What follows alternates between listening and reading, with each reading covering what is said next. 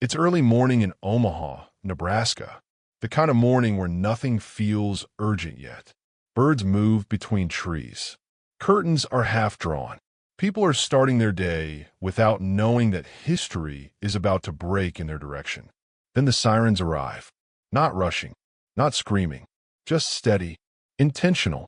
Police cruisers roll through a quiet neighborhood lined with iron gates and trimmed hedges. They stop in front of an estate most locals recognize instantly, not because of its size, but because of the name attached to it. This is where generosity lived, where charity events were held, where scholarships were announced, where a man the city trusted spent his final years. Officers step out. Cameras appear from behind windows. A gate opens, and moments later, a 96-year-old man is taken into custody. Not for fraud, not for corruption, not for a financial crime, quietly handled behind closed doors. He is arrested for murder. A murder committed in 1945. Neighbors don't scream. They don't rush forward. They stand still, confused, struggling to process what they're seeing. This isn't a stranger being led away. This is someone whose name is carved into buildings. Someone children were taught to admire. Someone whose face smiled down from plaques and portraits.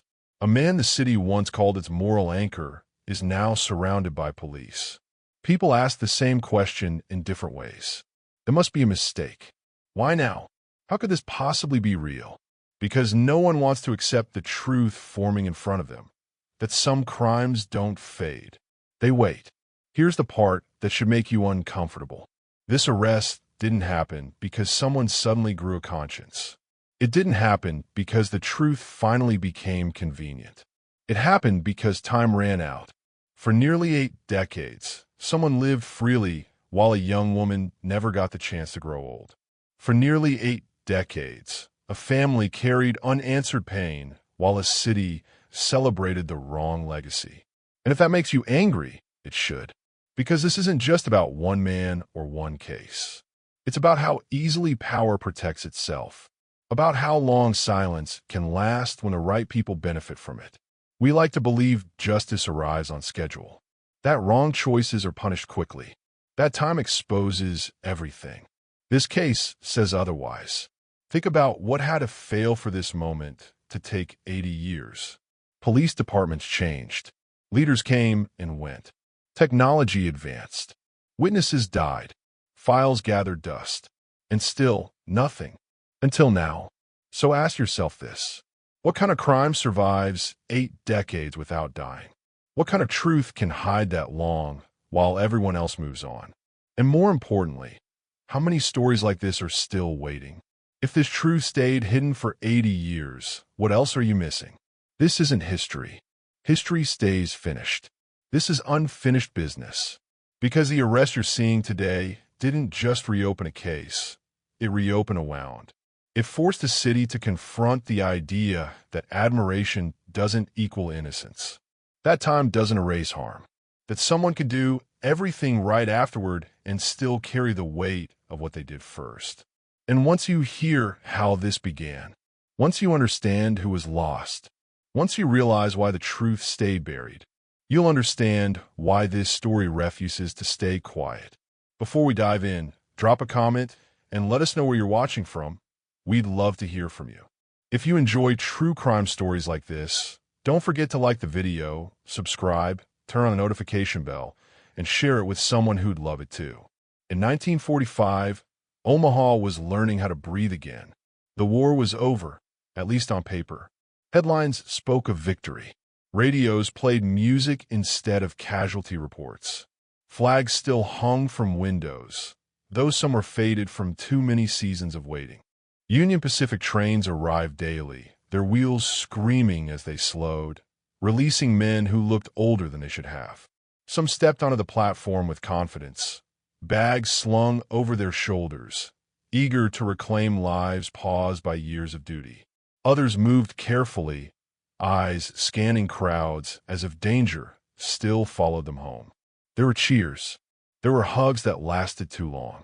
There were also silences, long ones, between people who didn't know how to speak to each other anymore. Omaha wanted normalcy. It needed it. And like many cities exhausted by sacrifice, it accepted calm without asking too many questions. Work resumed. Offices filled. Cafes reopened their early hours. Church bells rang with renewed purpose. Routine became comfort. People trusted schedules again. Breakfast at the same time. Trains leaving on time. Lights out when expected. Rules mattered because rules suggested order, and order meant safety. The Gold Coast district reflected that belief. Once known for wealth, it had shifted during the war years into something more practical. Grand homes were divided into boarding houses. Elegance gave way to structure. Respectability replaced excess. It wasn't glamorous, but it was dependable. And in 1945, dependability felt like survival. The streets were lined with aging trees and wide sidewalks, their cracks filled with fallen leaves and dust from passing cars. Porches wrapped around houses that had seen better decades, their paint worn thin but carefully maintained. This was not a place of chaos. It was a place of rules. Landladies enforced curfews. Visitors were noted. Quiet was expected. Appearances mattered. Young women lived here because it was considered safe, because parents approved, because churches recommended it, because nothing bad was supposed to happen behind those doors. The neighborhood thrived on reputation, and reputation, once trusted, rarely gets questioned.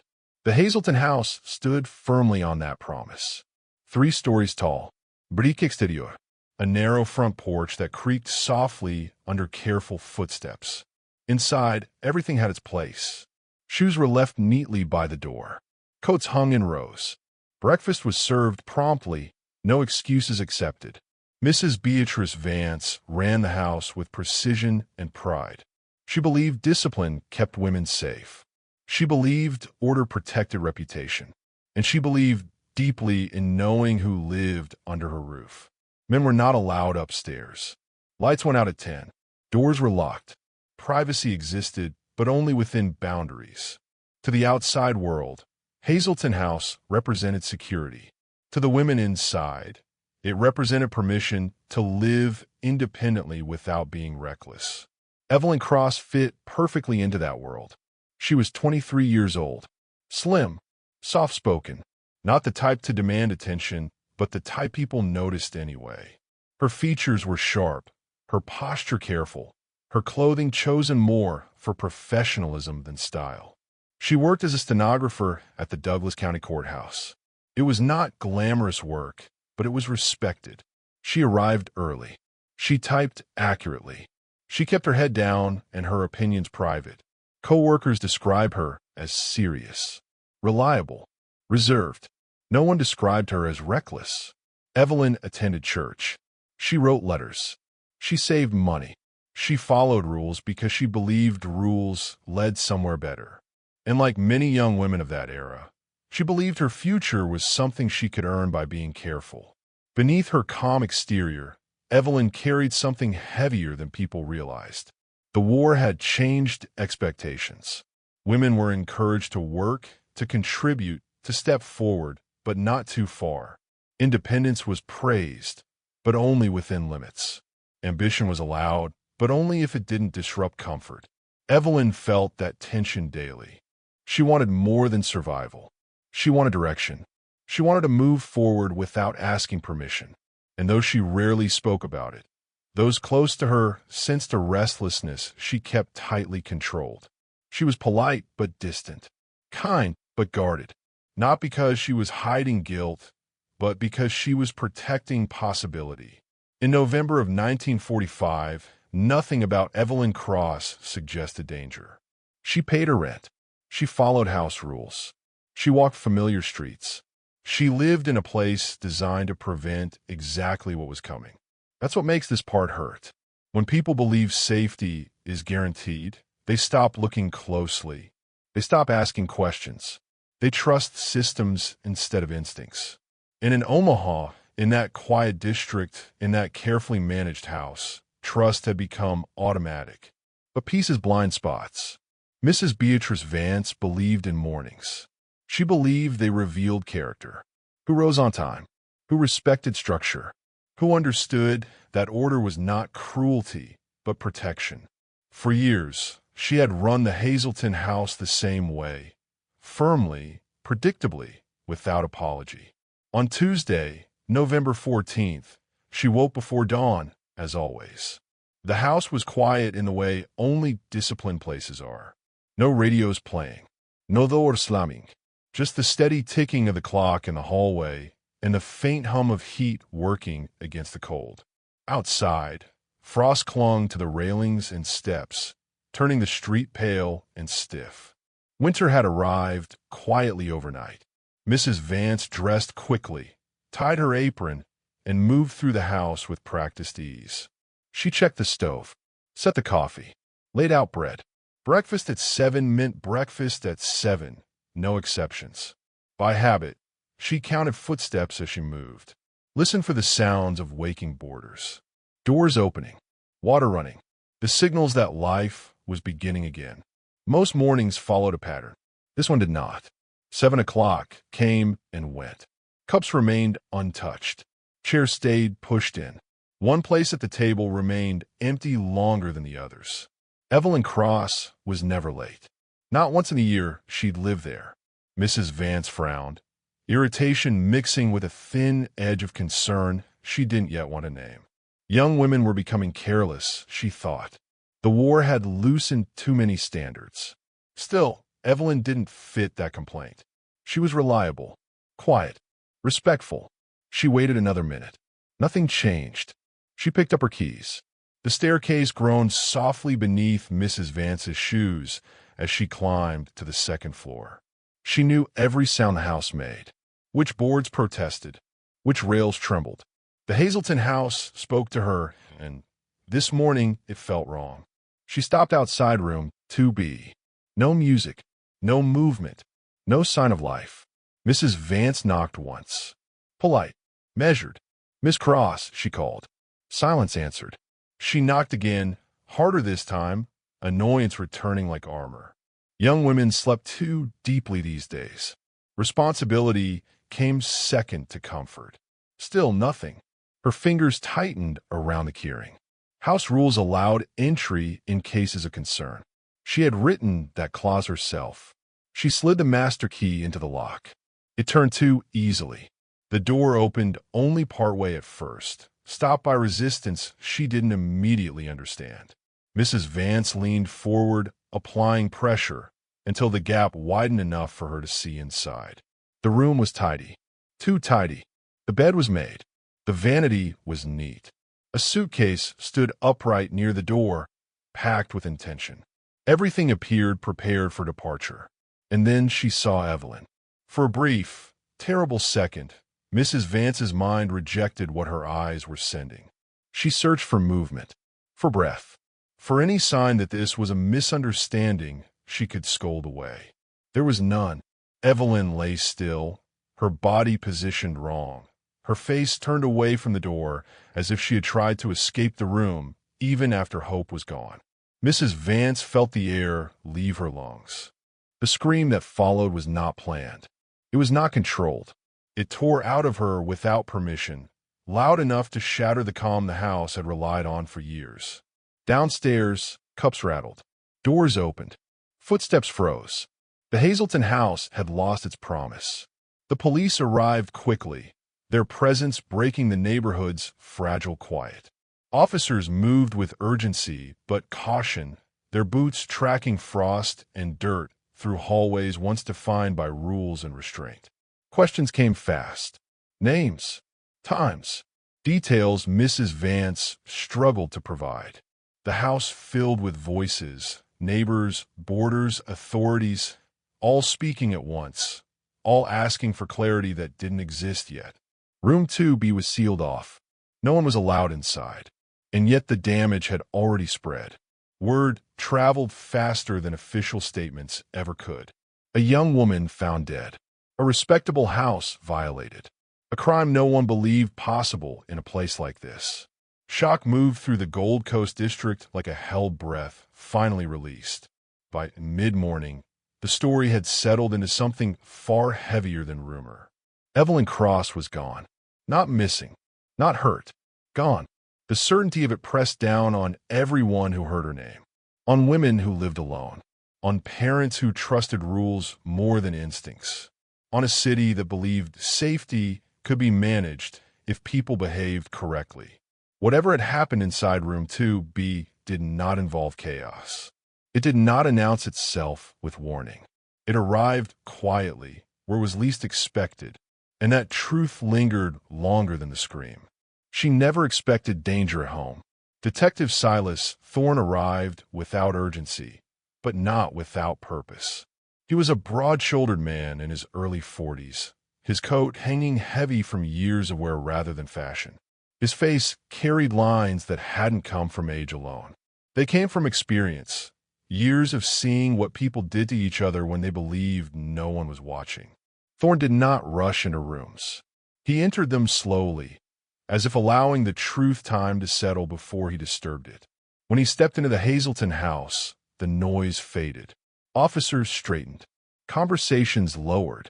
Mrs. Vance stopped talking mid-sentence. He didn't ask for a summary. He asked to see the room. Room 2B looked wrong in a way Thorne couldn't immediately name. Nothing was overturned. No drawers had been pulled out. No furniture lay broken or scattered. The window was closed. The door showed no marks of damage. There were no signs of someone forcing their way inside. Thorne paused just past the threshold, taking in the stillness. Crime scenes usually spoke loudly. This one whispered. The bed was made neatly, the blanket pulled tight. Shoes were placed together near the wall. On the vanity, small bottles stood upright, aligned with care. This was not a room interrupted by panic. "What do you see?" an officer asked quietly. Thorne didn't answer right away. He was still listening. Near the door stood a suitcase. Packed, not hurriedly, not half-filled, clothing folded carefully. Personal items arranged as though someone had taken time to decide what mattered enough to bring. Thorne crouched beside it. People don't pack bags before they plan to die. That single detail disrupted every assumption forming in the room. He stood and moved closer to the body, careful not to disturb anything more than necessary. Evelyn lay near the window, her position unnatural but not chaotic. There were marks of violence, clear, unmistakable, but not the kind associated with a struggle between strangers. No defensive wounds suggested a desperate fight. No broken objects suggested rage spilling across the room. Whatever happened here felt personal, intentional. "What would you think?" Thorne asked quietly, more to himself than anyone else. "Leaving or staying?" An officer handed Thorne a small item sealed carefully in evidence paper. A train ticket. Chicago. Dated for that very morning. Thorne stared at it longer than necessary. Chicago was not a casual destination. It was distance. It was change. It was a choice made after planning, not impulse. Evelyn had intended to leave. The ticket complicated everything. If she planned to go, why was she still here? If someone stopped her, why do it now? And if this was about preventing departure, why leave the evidence behind? Thorne folded the questions away for later. Good investigations required patience. As officers documented the room, one of them bent down near the bed. "There's something here," he said. Thorne knelt beside him. On the floor, faint but deliberate, a single letter had been traced into the dust. Not large, not dramatic, just enough to be seen by someone looking closely. An H. No name, no message, just one letter. It wasn't random. Thorne knew that instinctively. People didn't spend their final strength on accidents. But it wasn't clear either. A clue without context is a trap. It invites assumptions. It pushes investigators toward conclusions that feel good instead of correct. Thorne straightened slowly. "If this means something," he said, "it'll mean it later." By the time Thorne stepped back into the hallway, the case had already begun resisting logic. No forced entry. A packed suitcase. A ticket to another city. Violence without chaos. A letter with no explanation. Each detail contradicted the last. If Evelyn trusted someone enough to let them inside, why did she end up dead? If she was leaving, why was she stopped? If she tried to leave a clue, Why only one letter? The room offered no comfort, only conflict. And that was what unsettled Thorne the most. Crimes that make sense can be solved quickly. Crimes that don't tend to rot quietly, poisoning everything around them. He looked back once more at the closed door of room 2B. This case wasn't asking to be solved. It was daring someone to get it wrong. Evelyn's job at the county courthouse looked harmless on paper. A steady desk, predictable hours, files stamped, typed, and passed along without ceremony. It was the kind of work families trusted because courts represented order, not danger. People assumed that whatever happened inside those walls stayed contained by rules and signatures. But Evelyn didn't act like someone who felt protected. She arrived early and left late, often changing her route home without explanation. Some days she walked fast, head down, ignoring greetings. Other days she lingered near the entrance, pretending to reread papers as if waiting for someone to pass first. Safety wasn't something she assumed. It was something she tried to manufacture. Coworkers noticed how her habits shifted week by week. She stopped eating lunch in the break room. She stopped laughing at jokes she once enjoyed. When asked if she was tired, she gave a tight smile and said she was fine. Her voice said otherwise. A courthouse is meant to be a shield. For Evelyn, it became a place where fear learned how to blend in. Decades later, when investigators returned with questions, former co-workers hesitated. Time had softened some details, but not the unease. More than one person remembered Evelyn asking unusual questions. Did the building keep visitor logs overnight? Were files ever reviewed after hours?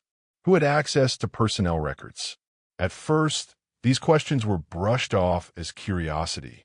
Then they started sounding like warnings. One coworker recalled Evelyn lowering her voice while filing documents, asking whether anyone ever followed staff home. Another remembered her flinching when footsteps echoed behind her in the hallway. Not startled, calculating, as if she was measuring distance, timing, options. No one remembered her naming a threat. That absence mattered. Whatever she feared, she wasn't ready to say it out loud. Silence became her shield, even as it isolated her. When coworkers tried to reassure her, Evelyn didn't argue. She simply nodded, already convinced reassurance wouldn't help. It started subtly. Evelyn mentioned seeing the same man twice in 1 week near the courthouse entrance. Then 3 times. Then she stopped mentioning it altogether. Instead, she started asking for company when walking to her car. When no one was available, she waited. Some evenings, she waited until the lot was nearly empty, as if believing fewer witnesses meant fewer eyes. She once told a colleague, "You don't always know who's paying attention. Some people are very patient." That sentence stayed with them. At home, she rearranged furniture so she could see the front window from the kitchen. Curtains stayed half closed, even during the day. Friends who visited noticed how often she checked the street before opening the door. These weren't habits learned overnight. They were built through repetition, through moments that stacked up until vigilance became automatic. Fear doesn't always announce itself loudly. Sometimes it settles into routine. One night, Evelyn confided something she never put in writing. She said she woke to see the orange tip of a cigarette outside her apartment window. No knock, no voice, just the steady burn, held at chest height, unmoving, watching. She didn't scream. She didn't call the police. She lay still until the light disappeared. The next morning, she acted as though nothing had happened. To the friend she told later, her explanation was chillingly calm. If they wanted me scared, it worked. If they wanted more, they would have done it already. That sentence revealed more than she may have intended. It suggested calculation on both sides. Someone testing boundaries. Someone letting fear do the work. After that night, Evelyn stopped sleeping with the lights off. When Evelyn spoke about Chicago, it wasn't excitement that lit her face. It was relief. She didn't talk about opportunity or adventure. She talked about distance, about crowds where a single face could disappear, about trains that didn't care who you were yesterday. Chicago wasn't a future. It was a break in a pattern. Friends assumed she was chasing something better. In truth, she seemed to be running from something she believed Nebraska could no longer hide her from. She rushed the move, sold belongings cheaply, left personal items behind. It wasn't careful planning, it was urgency. The kind that says staying feels more dangerous than starting over with nothing. Even her engagement felt hurried, as if attaching herself to another life might provide cover, or witnesses, or protection. But fear doesn't respect milestones. Evelyn's engagement surprised people, not because she found love, but because of how quickly it happened. There was no long courtship story, no shared history friends could point to. It felt like a decision made under pressure. Those close to her noticed she didn't glow with happiness. She looked guarded, thankful maybe, but not safe. One friend later wondered whether Evelyn believed marriage could make her harder to reach, that a shared address, shared routines, shared eyes might reduce the risk. If so, it didn't work. Her anxiety didn't ease. If anything, it sharpened, as if the clock she was racing against had sped up. Looking back, every fragment matters. The courthouse questions, the altered routines, the cigarette outside the window, the rushed escape plan. None of it proves who Evelyn feared. But together, they point to a woman responding to pressure that felt personal, persistent, and intelligent. This wasn't random dread. It had direction. The hardest part is what she never said, the name she never spoke, the reason she never recorded. Fear thrives when it stays unnamed. And whatever followed, Evelyn didn't need to chase her loudly. It only needed to let her know it was still there. Because when someone runs this hard, the question isn't whether they were afraid. It's why they believed running was the only option left. When Felix Greer's name surfaced, the room reportedly went quiet, not from surprise, but recognition. People nodded. Some sighed. Others leaned back as if the puzzle had finally arranged itself. Felix fit the story people were already telling themselves. He was close to Evelyn, close enough to know her routines, close enough to feel rejected, close enough for jealousy to make sense. In a town aching for answers, he became the answer that required the least imagination. This was the man everyone expected, not because of proof, but because of pattern. Stories had taught them how this was supposed to go, and Felix slid neatly into the role already written. Whispers hardened quickly into statements. Felix had argued with Evelyn. Felix had been seen near her apartment. Felix didn't take the news of her engagement well. None of this was extraordinary. Relationships end badly all the time. But when fear demands a face, ordinary details start carrying heavy weight. People spoke as if motive were interchangeable with guilt. The idea of a jealous lover brought comfort. It suggested simplicity, a private conflict, a contained threat, something the town could point at, isolate, and move past. Soon, Felix wasn't being discussed as a person. He was being discussed as a conclusion. When Felix was arrested, the reaction wasn't shock. It was release. Neighbors gathered near doorways. Conversations softened into certainty. For the first time in weeks, people slept without replaying unanswered questions. The fear that had hovered over the community finally had somewhere to land. The arrest itself was direct. No spectacle, no resistance. Felix looked confused more than defiant. He asked what this was about. He asked to call someone. He didn't ask for forgiveness. Those details were ignored, because relief is louder than nuance. The interrogation leaned hard on assumption. Investigators pressed the same points again and again, expecting cracks to form under repetition. Why were you angry? Why were you near her building? Why should anyone believe you? Felix denied harming Evelyn. His answers stayed consistent, even as exhaustion set in. He admitted to arguments. He admitted to resentment. He admitted to regret. He did not admit to violence. But the room wasn't listening for truth. It was listening for confirmation. Every pause became suspicious. Every emotion became strategy. When Felix raised his voice, it was called aggression. When he went quiet, it was called calculation. There was no correct way to be innocent once the story had decided otherwise. Felix had an alibi. At first, it held.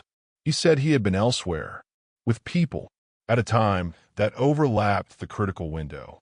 Names were given, places were listed, but alibis depend on memory, and memory bends under pressure. One witness second-guessed their timing. Another couldn't recall the exact hour. A third grew nervous after repeated questioning.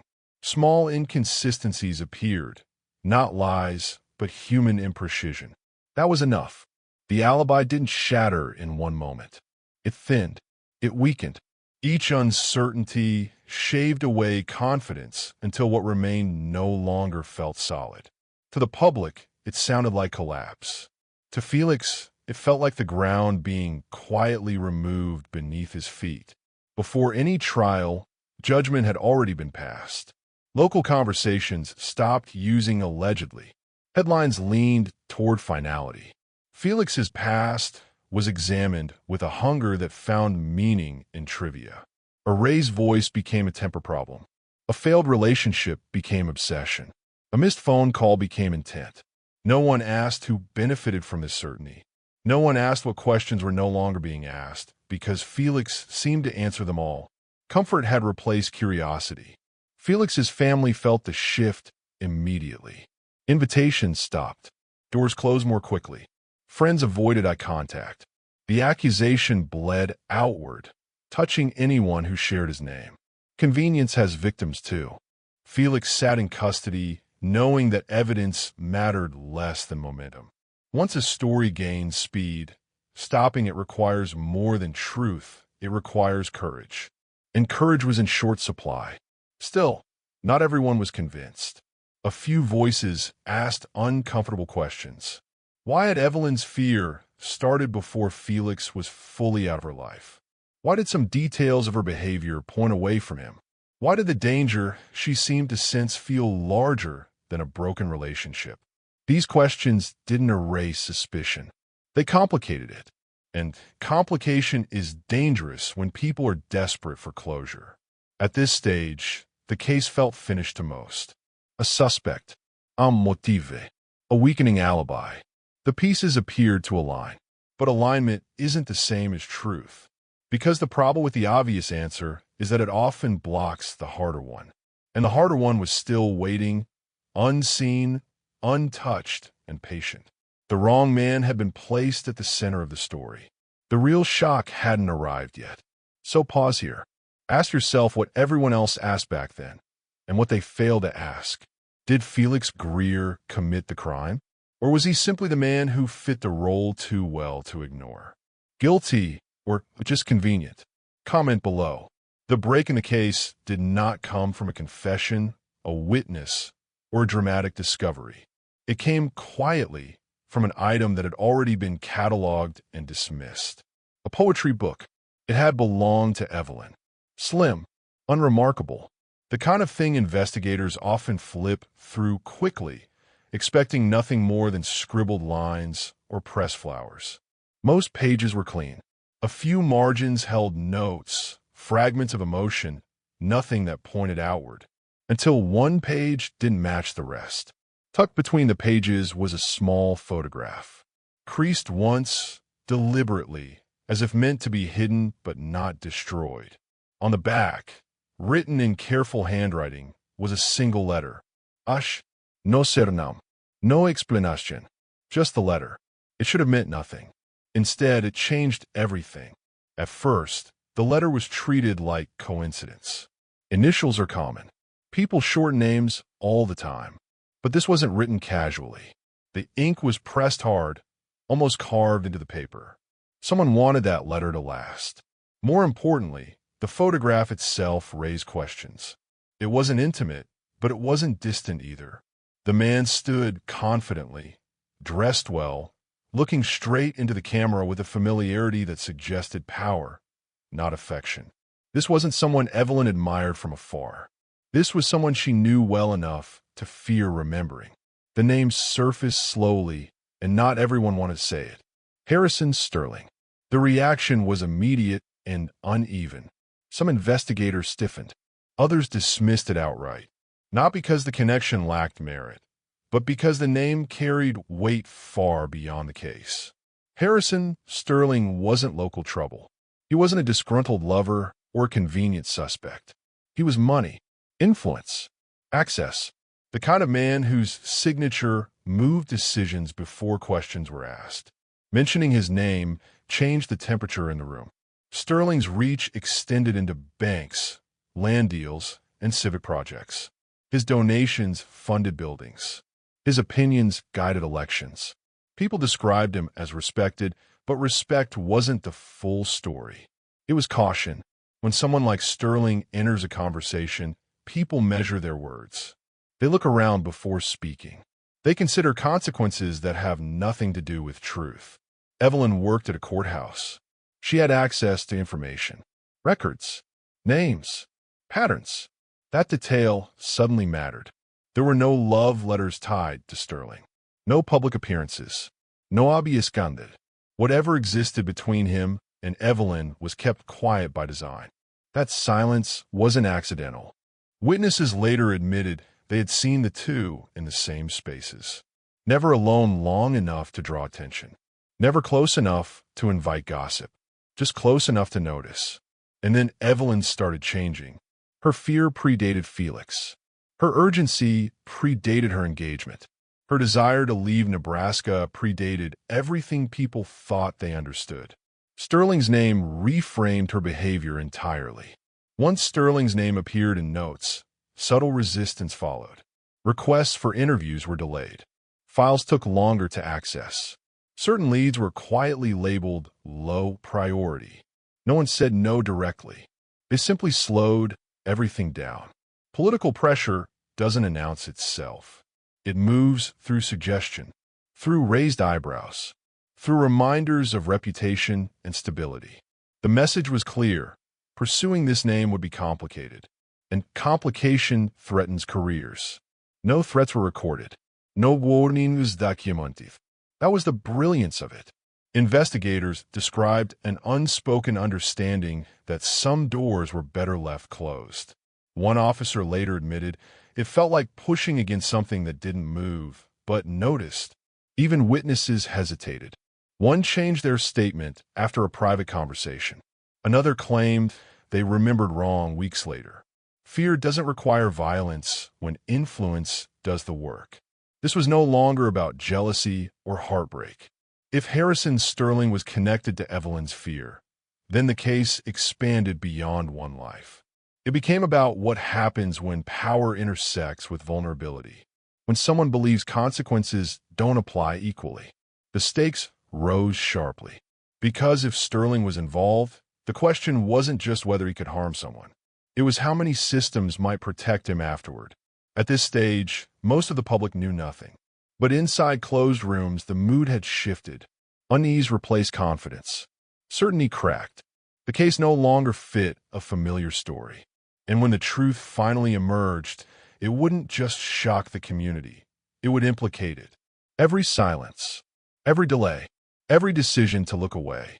The letter H was small. The name behind it was not. Once a case brushes against real power, there are only two outcomes.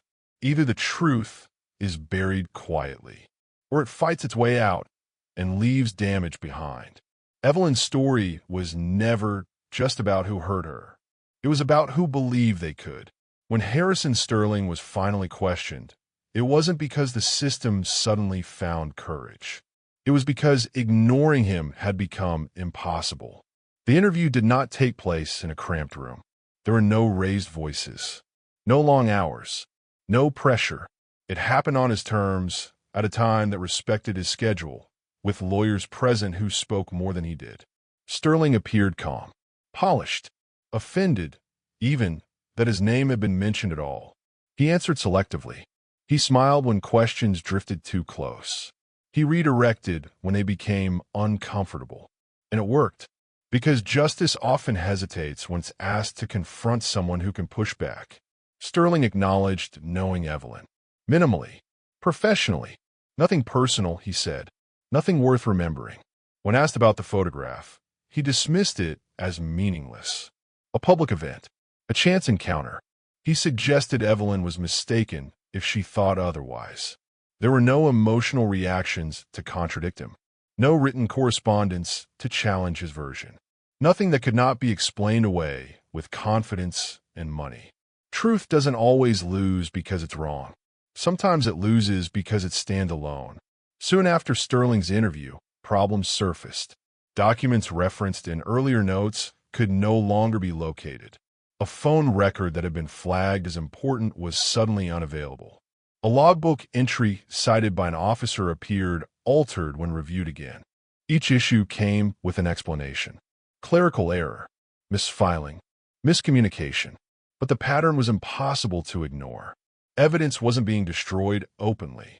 It was being thinned, softened, rendered unusable piece by piece until what remained could no longer stand on its own.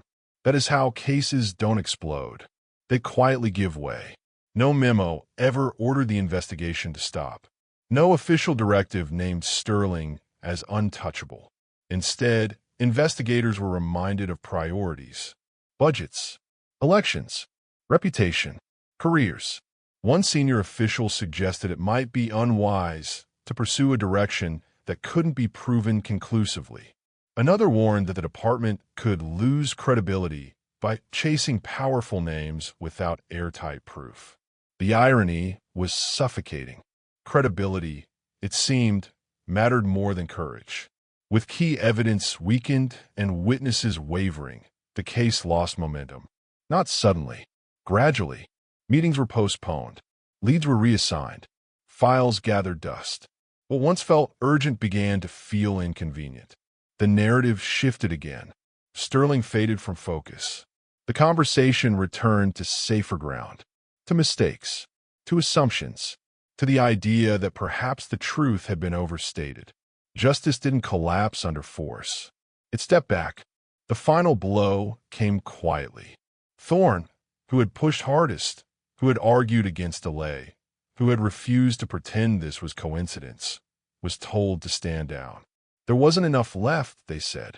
No clean evidence. No cooperative witnesses. No political appetite for conflict. Sterling was released from scrutiny. Not cleared. Not proven innocent. Simply removed from the equation. Thorne protested. He warned them what this would mean. He reminded them who Evelyn was, and who she wasn't. None of it mattered. This was the moment. Not when Evelyn died. Not when Felix was arrested. But when the system was presented with a choice and chose comfort. Justice didn't scream.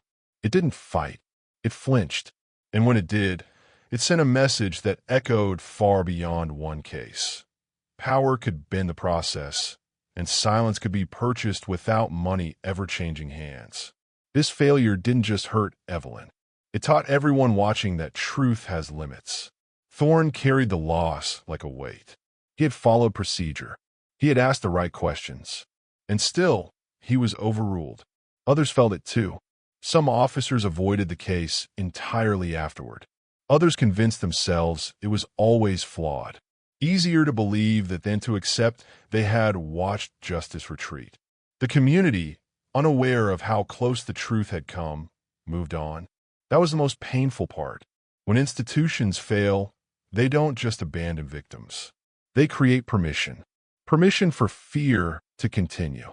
Permission for silence to spread. Permission for power to go unchecked. Evelyn's case did not end here. It was paused, buried, left to wait for a time when courage might finally outweigh consequence. And when that time came, the reckoning would be far louder than anyone expected. There was no announcement when the case went cold.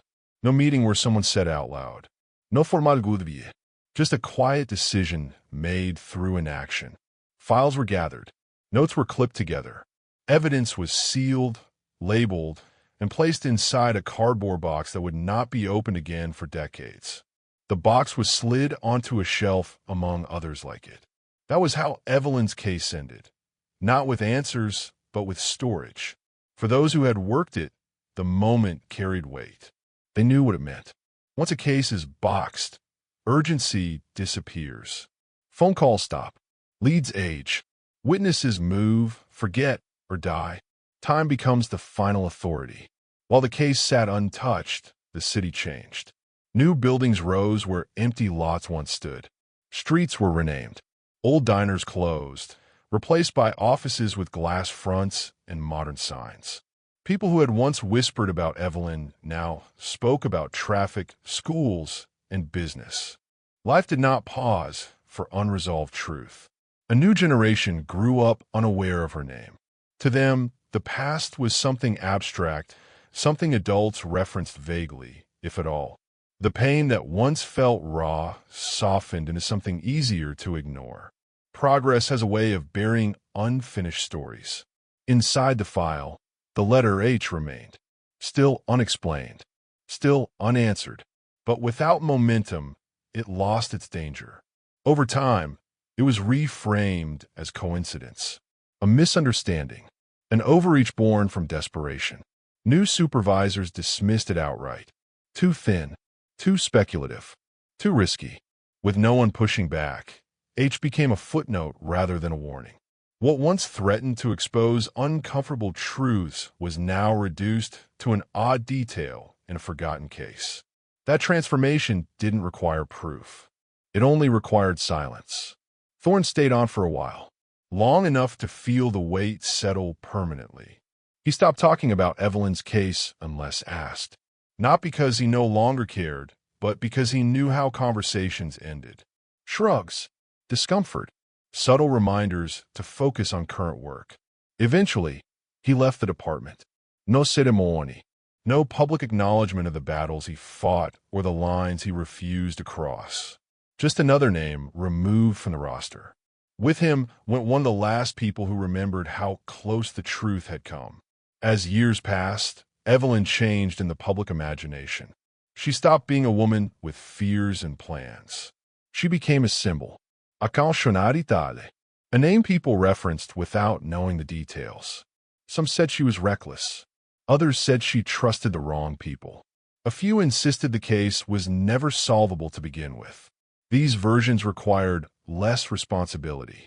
They allowed people to distance themselves from the discomfort of institutional failure, from the idea that justice hadn't just missed the mark, it had stepped away.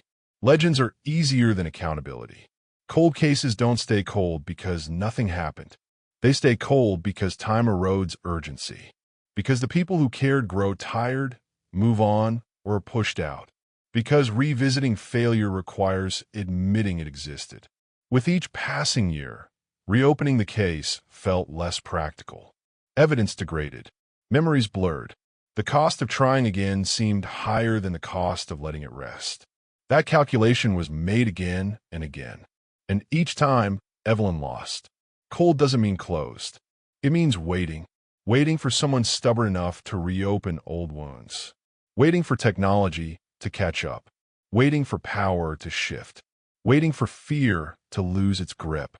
Evelyn's case sat in darkness, unchanged, while the world above it moved on.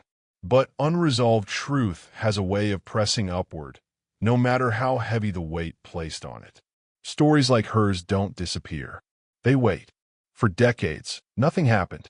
No new leads, no confessions, no verdict, just silence. But silence is not peace. It is the space where reckoning gathers strength. And when it finally breaks, it does so without warning, dragging the past into the present, demanding answers from people who believed time had protected them. The case was cold. The truth was not. In 2024, a clerk pulling inventory paused at a familiar label. Evelyn's name. The box was worn, edges softened by decades of neglect. It had survived office moves, staff changes, and shifting priorities. Most boxes like it were never reopened. This one was. Not because of nostalgia, not because of guilt, but because technology had finally caught up to what time tried to erase. Detective Lena Kovic didn't believe in unsolvable. She believed in incomplete work. Assigned to the cold case unit, she had built a reputation for patience and precision. Not loud, not theatrical. She listened longer than most people were comfortable with. She trusted data over instinct, but never ignored human behavior. When she reviewed Evelyn's file, she noticed something others had missed. The case hadn't failed due to lack of effort. It had failed because the tools of the era had limits. Limits no longer existed. The cold case unit wasn't large. It didn't need to be. Its strength came from focus and access. Access to new methods that could extract answers from evidence once thought exhausted. Lena didn't start with suspects. She started with objects. What had been collected? What had been overlooked? What had been dismissed as unusable? Her belief was simple. Truth leaves residue. Time doesn't erase it. It only hides it better. In 1945, forensic science depended on what the eye could see and what witnesses could remember. Both fail over time. Modern science works differently. It reads what can't be seen. It listens to what wasn't heard. It recovers what people assumed was gone. Lena requested every physical item still in storage. Clothing, personal effects, materials logged once and forgotten. Most importantly, she asked for the coat. Evelyn's coat had been tested before.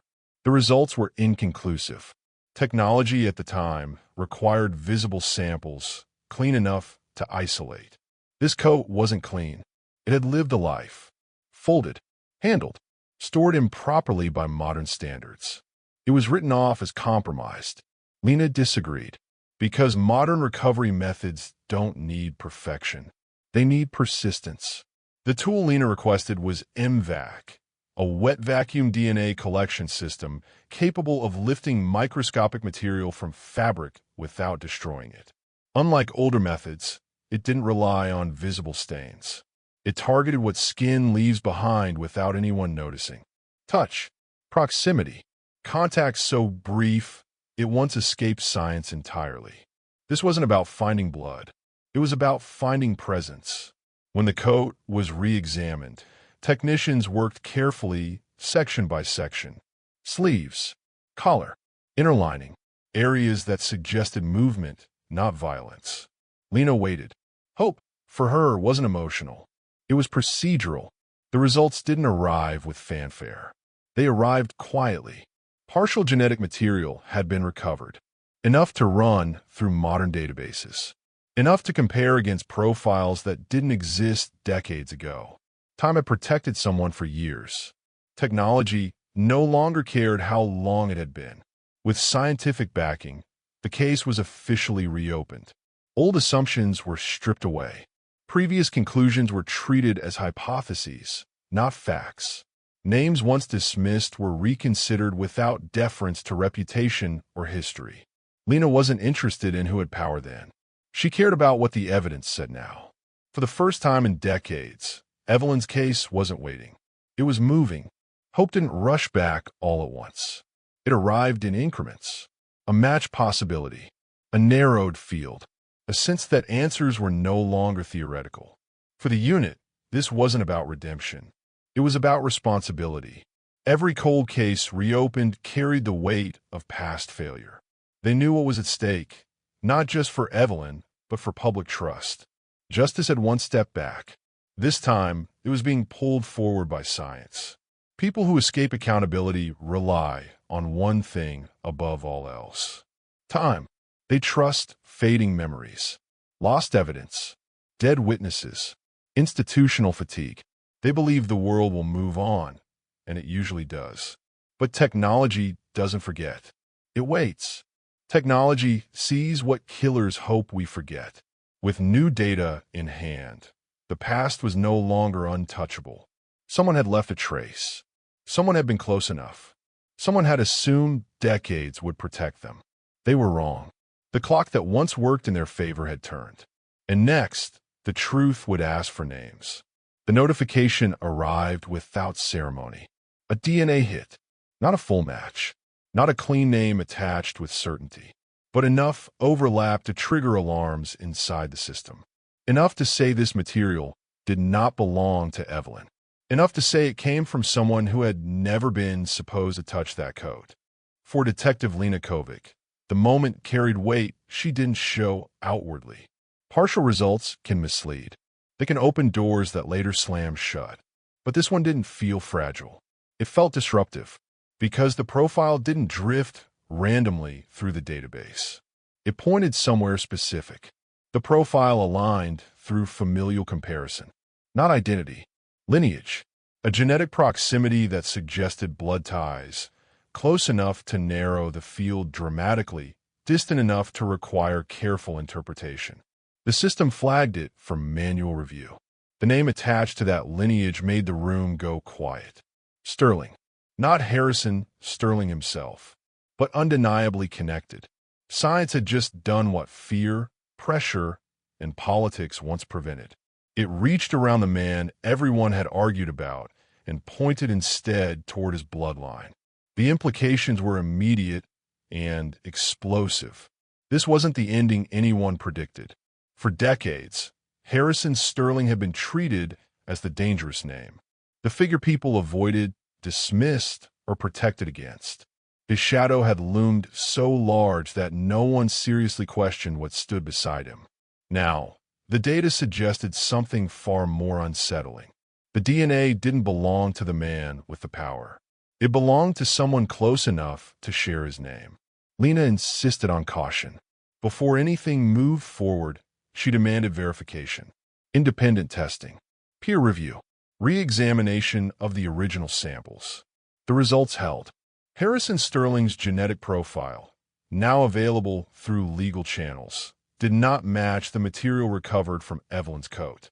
For the first time in the case's history, Harrison Sterling was not just dismissed by influence. He was excluded by evidence. That distinction mattered. It also created a vacuum. If not Harrison, then who? The answer wasn't comforting, because it meant Evelyn's fear hadn't been misplaced. It had been misdirected. She wasn't running from power itself. She was running from something power had failed to control. Someone who moved freely because of proximity.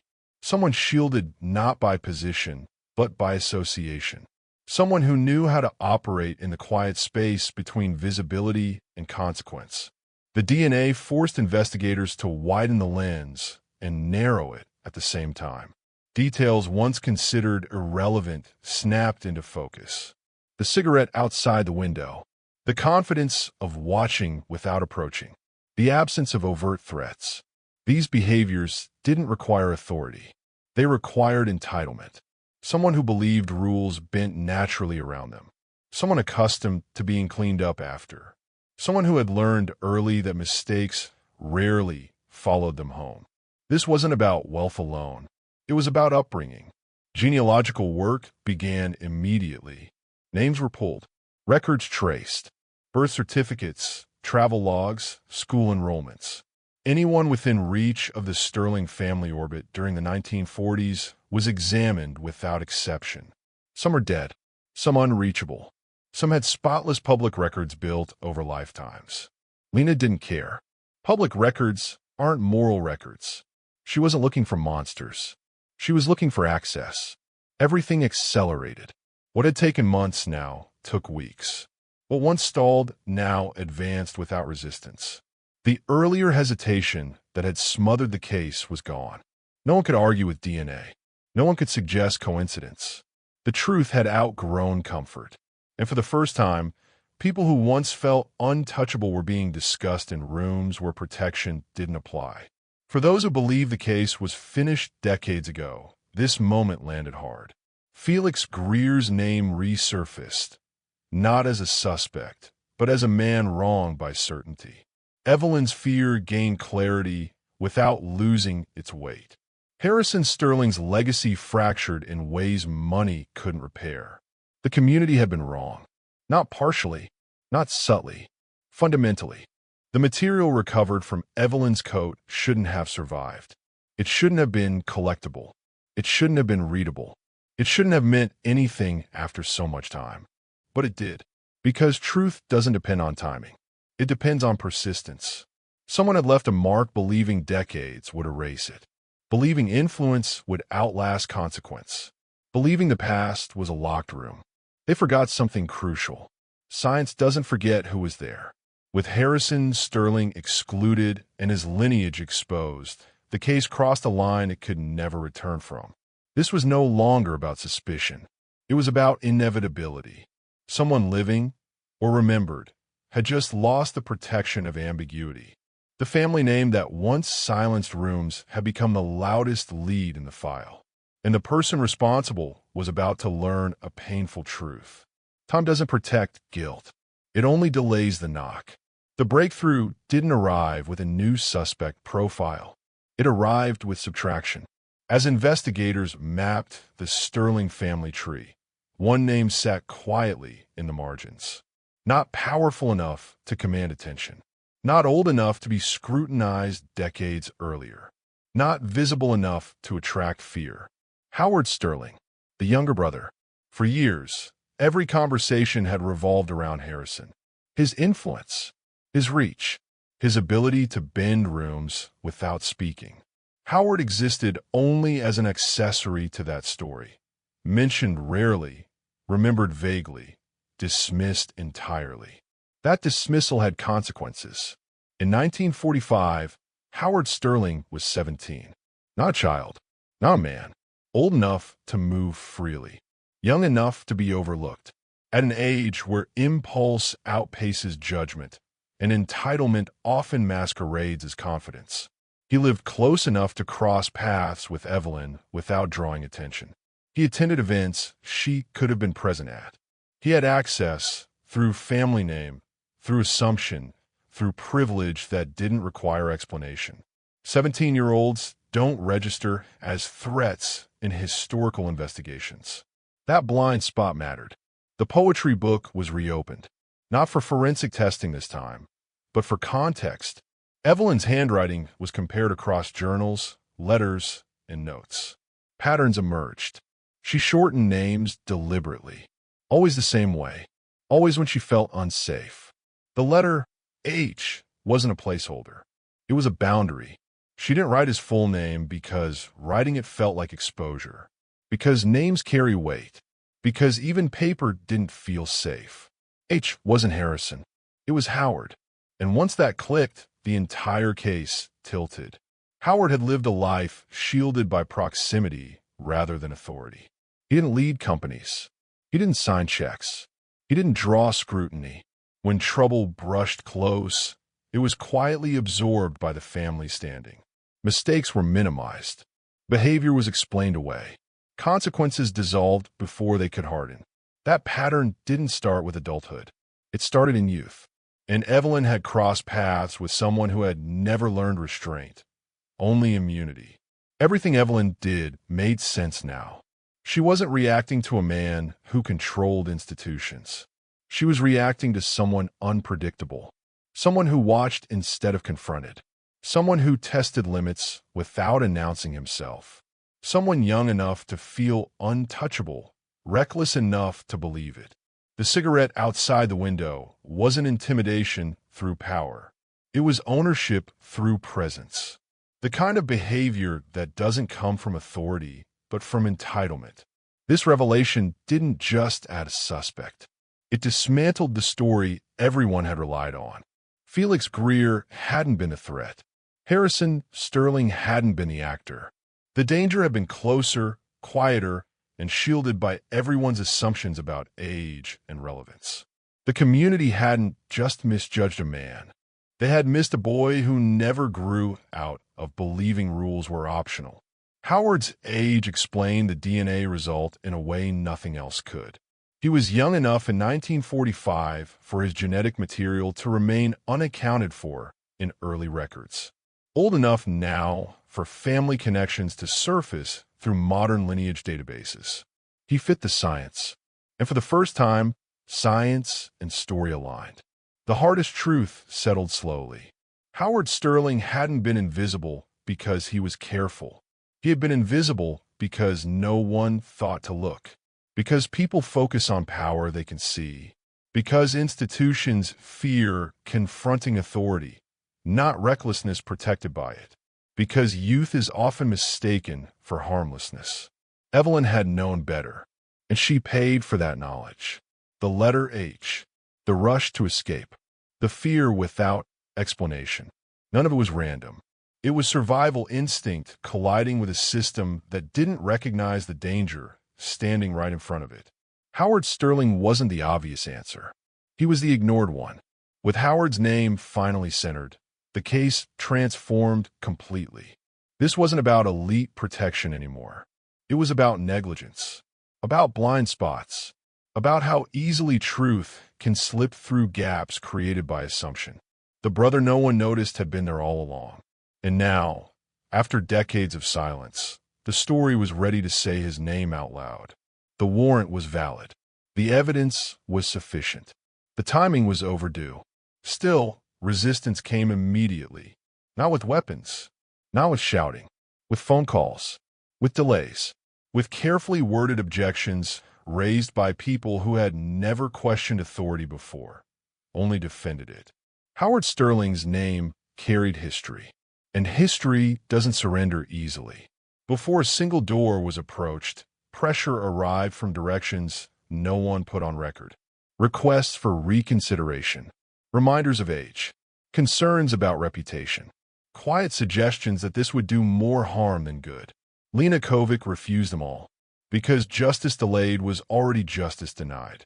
Howard Sterling lived on an estate most locals only knew by reputation. Gated, landscaped, set back from the road as if distance itself were protection.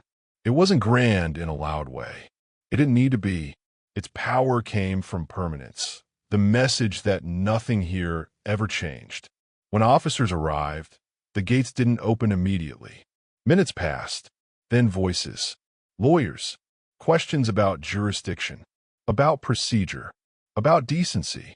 The answer was simple. There was a warrant. Howard Sterling was elderly now, slower, smaller than the stories built around his name. When he finally appeared, supported by a cane, some officers hesitated, not from doubt, but from the weight of the moment. This was not the image people had prepared for. But age doesn't erase responsibility. He listened as the warrant was read. He did not ask why. He did not protest innocence. He looked past the officers instead, toward the house behind him, as if measuring what he was about to lose. Then he said something that stayed with everyone present. "I wondered when you'd stop pretending." News of the arrest spread faster than confirmation. Some refused to believe it outright. They called it a mistake, a misunderstanding, a cruel overreach against a family that had given so much. Others felt something close to relief, as if a long-held tension had finally found release. Most people fell somewhere in between. They asked questions that revealed fear more than curiosity. Why now? Why him? Why dig us up again? Those questions weren't about truth. They were about discomfort. For decades, the Sterling name had stood for stability.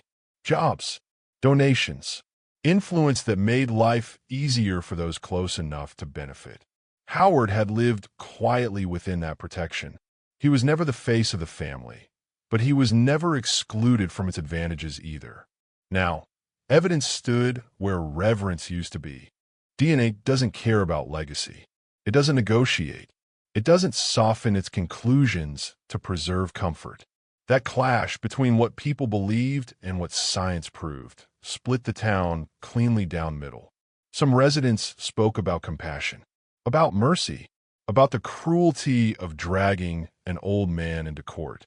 Others spoke about Evelyn, about what compassion looks like when it arrives too late, about the years she didn't get, about the fear she lived with while everyone else looked away. Both sides believed they were being moral. Only one side was centered on truth. Not everyone was shocked. A few longtime residents avoided cameras and declined interviews. When pressed, they offered carefully neutral statements. He was troubled. He crossed lines. It was handled internally. Those phrases raised more questions than they answered. Silence can be revealing, especially when it lasts decades. Arresting Howard Sterling did more than reopen a case. It forced the community to confront its own role. What they excused, what they dismissed, what they chose not to ask. Legends don't survive scrutiny. They survive agreement. And that agreement had just been broken. As Howard was escorted away, there was no cheering, no satisfaction, just a quiet recognition that something permanent had shifted. This arrest didn't restore Evelyn's life. It didn't undo decades of failure, but it did something equally unsettling. It proved that the story people told themselves had been wrong. So now the debate begins. Was this justice or disruption too late to matter? Does age reduce accountability? Did the community protect a truth it wasn't ready to face? And perhaps the hardest question of all, how many other legends remain untouched because no one has forced the story to change? Do you believe arresting Howard Sterling brought justice, or only reopened old wounds? Whose side are you on and why? It took 80 years for Howard Sterling to speak. Not a lawyer, not a statement, not a carefully crafted denial. He asked to meet privately with Detective Lena Kovic. Alone, no cameras, no note-takers, just a man who had carried a lifetime of weight and a detective who had never let him hide behind influence. When the door closed behind them, Howard didn't waste words. He didn't ask to be understood. He simply began. I never meant for it to go that far. Those 5 words carried decades of fear, guilt, and restraint condensed into the rawest admission possible. Howard explained how it began. 17, feeling invisible beside his older brother, hungry for attention. Evelyn had been confident, aware, untouchable in ways that fascinated him. She noticed details others ignored, moved with purpose, and spoke with certainty. He had watched. He had followed. He had imagined their lives intersecting differently. Every day, he felt closer. Every glance, every interaction, fueled a fixation he didn't know how to control. Being near her, he said, voice cracking, made me feel important, like I existed where no one else saw me. The engagement, the decision to leave Nebraska, the insistence that he stay away. Evelyn made her boundaries clear, as she always did. For Howard, it was unbearable. He didn't rationalize. He didn't plan. He panicked. That night, he admitted, I just couldn't stop myself from reacting. I wanted her to notice me, to care. And when she didn't, I lost control. It wasn't a story of premeditation. It was a story of impulse colliding with obsession, of youth misunderstood as harmless, and entitlement twisted into danger. Howard described that night as a series of small movements, each escalating in intensity without conscious design. The cigarette outside the window, the hesitation on the stairwell. The moment Evelyn confronted him and refused, everything spiraled. He claimed he didn't plan death. He claimed he wanted to scare her, to force her attention, to feel seen. But fear moved faster than intention. One decision, one moment, one mistake, and it became irreversible. What struck Lena most wasn't the mechanics of the act. It was the decades of life spent in shadow. Howard had lived with wealth, comfort, and protection. He had married, had children, and moved through a world that never questioned his past. Yet internally, he was a prisoner. I thought no one could ever know, he said. And I couldn't live with the shame, but I also couldn't face admitting it. For so long, I thought silence was safer, easier. Every word hung between them. Every confession carried the weight of uncountable sleepless nights. Howard's voice faltered as he described the obsession, the panic, the fear of exposure. Yet, Lena did not hear excuses. She heard a man confronting what he had done, not trying to soften it, not asking forgiveness, just laying it bare. He said, I ruined her life. I ruined Mina. Nothing else matters after that. There was no justification, only acknowledgement, only reckoning. It was a confession that carried shame and truth in equal measure, terrifyingly human and disturbingly final. For Lena, hearing this confession was a mixture of relief and horror. Relief that the case could finally close. Horror at the decades of damage, both to Evelyn and to every misdirected life along the way. Felix, her family, the town itself. She recorded everything, confirmed it against DNA, and ensured procedural accuracy. Every detail mattered. Every word had weight. Every hesitation could become evidence. Justice, delayed but unbroken, now had the clarity it lacked in 1945. Outside the interview room, the community's perception of the case began to shift. Felix Greer, once blamed, was exonerated fully.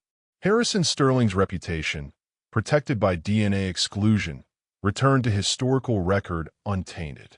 Howard Sterling, long invisible, long underestimated, had finally emerged as the undeniable center of Evelyn's story. The emotional whiplash was profound. Decades of assumptions overturned in one revelation, forcing families, neighbors, and the town to reevaluate long-held beliefs. Confession does not erase consequences. Howard Sterling would face the legal system with the weight of truth behind him. But the moral tension remained. How does a society reconcile justice so delayed?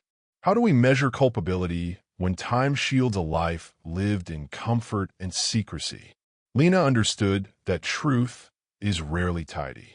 It is a force that moves through human error, fear, and privilege, only arriving decades later when someone refuses to let it be ignored. Evelyn's story could now be told in full, not as rumor, not as legend, not as conjecture, but as the truth that had waited 80 years to emerge. The confession revealed obsession, panic, and rejection. It revealed human weakness and human responsibility. It revealed a system that failed for decades and a truth that refused to stay hidden. And in that, there was closure for the town, for Felix, for Evelyn, and finally, for justice itself. Howard Sterling had been a figure people trusted without question. Generations grew up hearing his name tied to generosity, influence, and civility. His image was woven into the community's sense of order. When the truth came out, that image shattered. Monuments of trust, plaques, dedications, even casual mentions and speeches were challenged. Some were defaced with urgent messages of anger. Others quietly removed, as though erasing his presence could erase the harm. The community realized it had celebrated the wrong person. For decades, the Sterling name had offered comfort. It was an anchor for businesses, schools, and charitable efforts. People leaned on it without question, assuming that reputation equaled virtue. Now, reputation had been exposed as fragile. Howard's actions revealed the difference between influence and morality, power and accountability. Years of trust were suddenly suspect. Projects once tied to his generosity were re-examined. Decisions previously justified by association were questioned. People asked, how many other heroes had hidden dark truths? The revelation fractured the town. Families split over interpretation. Some defended him out of loyalty. Others demanded justice for Evelyn's memory. Neighbors who once greeted each other warmly found conversations strained. Silences growing where certainty had been. It forced everyone to face collective responsibility. They had dismissed whispers, overlooked warning signs, placed faith in authority without verification. For some, the realization was simple yet devastating. We were wrong. Howard's fall was more than personal. It was institutional. Schools, civic boards, and foundations associated with him were forced to clarify, apologize, or restructure. Public records were revised. Histories rewritten. It became a lesson in moral accountability, a reminder that legacies are not defined by wealth or comfort, but by the sum of actions witnessed and remembered. The town would move on, as towns always do. But the memory of Evelyn, the decades of delay, and the eventual truth left a mark. People learned to question authority, to listen to caution, and to remember that silence can protect the wrong person. The fall of a perceived hero became a collective reckoning, not just for Howard Sterling, but for everyone who assumed history would absolve them by default. Monuments can be defaced, names can be erased, community cohesion can fracture, but truth remains. And when it arrives, it forces reflection, humility, and accountability, whether society is ready or not. Howard Sterling did not live long after his confession. Age, long denied by privilege, finally demanded its toll. He spent his remaining months quietly, removed from public life, aware that his name would never regain its former shine. He did not face a courtroom. There was no dramatic arrest at the courthouse steps. There were no speeches defending him. He passed surrounded only by the few who had maintained contact out of family duty rather than admiration. Even in death, the silence carried weight. It was both punishment and inevitability. For the Sterling family, the revelation was a reckoning that could not be postponed. They sifted through decades of decisions, privileges, and cover-ups. They confronted uncomfortable truths about their own complicity and the assumptions that allowed danger to flourish unnoticed. Apologies were offered quietly in private rooms. Grief mingled with shame, but there was also relief. They could no longer hide behind Harrison's shadow or the veneer of wealth. The family had been forced to face the person who had shaped Evelyn's life and destroyed it without any buffer. After decades of speculation, fear, and misdirection, the letter H had its full meaning recognized. It wasn't just a name, a clue, or a placeholder. It represented a boundary, a warning, a story left half-told. For Lena and the investigators, the truth resonated clearly. Evelyn had known danger intimately. She had acted cautiously, made choices to survive, and yet, even that vigilance had not been enough. The final understanding of H gave the community, finally, a chance to reckon with what had been ignored. Evelyn's story could finally rest. She caught her train, as some described it, a poetic way of saying that the decades of fear, pursuit, and misunderstanding had ended in the resolution of her narrative. She could no longer be harmed. Her story, once fragmented and misrepresented, was whole. Her courage, foresight, and instincts were finally recognized, if only posthumously. For the public, this closure was bittersweet. Justice had not arrived in the court of law. It had arrived through truth itself, unflinching and unbending. Though Howard died without a trial, accountability had been achieved in a different form. Confession, DNA, and the re-examination of decades of assumptions created clarity that no courtroom alone could deliver. The lesson lingered. Time delays justice, but persistence, through science, dedication, and attention, can ensure it is not lost entirely. The community had seen that ignoring warning signs carries consequences, and that silence can protect the guilty for far too long. Evelyn's story now stands complete.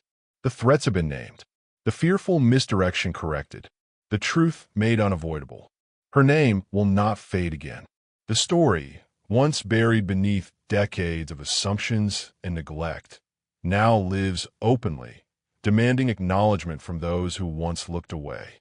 And as the town moves forward, the memory of her vigilance remains, a reminder that inaction has consequences and that even delayed justice can change lives. Stories like Evelyn's stay buried when people stop paying attention. Kindly hit the subscribe button to see more interesting stories like this. Not joining the journey? Share why this story didn't reach you yet.